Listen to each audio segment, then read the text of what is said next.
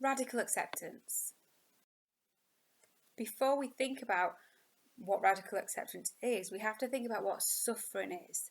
And suffering is feeling pain, whether that's physical, emotional, and not accepting that pain.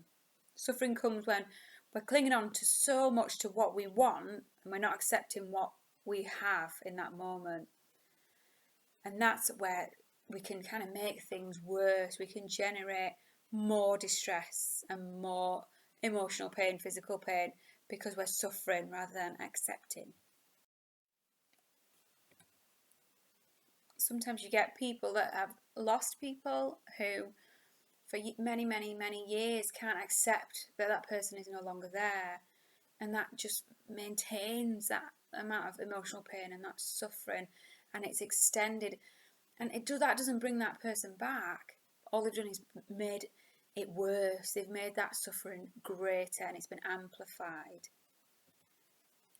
Someone maybe with physical pain like back pain, fighting the fact that they can't accept that they used to do all of these things, so they might still try and do all these things that they used to do and cause themselves more pain. So they've not accepted their physical health for what it is, for their for how it is now, for its limitations. They're still fighting it, and then they're actually making it worse. So they might try and do all these things and then end up in bed for a whole week because they've not appreciated where they are now. A mother with a sick child, she can do things in that moment because she's so distressed, and it creates more problems. It creates more distress by how she responds to that, and that doesn't help the sick child. It doesn't cure the sick child. All it's done is made the situation worse. So these people, things have happened to them, but without accepting where they are, they can increase their suffering. Not intentionally, because nobody wants to do that, but it's what happens when we don't have radical acceptance. So do these people make it harder or easier for themselves? Sometimes we all make things harder for ourselves. We all make our lives more difficult than they have to be. Radical acceptance is about accepting things just the way they are. In that moment, you can't change it. And you might think, well, why are we learning about radical acceptance when all the skills sessions are to do with change and doing things differently? Well, they all have a place, but unless you accept where you are now and the circumstances that you have and the things that have happened to you, you're not going to be able to move forward. So it's part of that process of working towards change is to accept first, and it reduces suffering and increases a sense of freedom by coming to terms with what's gone on and the facts of your life and the past and what's happened to you. So accepting your life as it is in this moment. And there might be times when you can think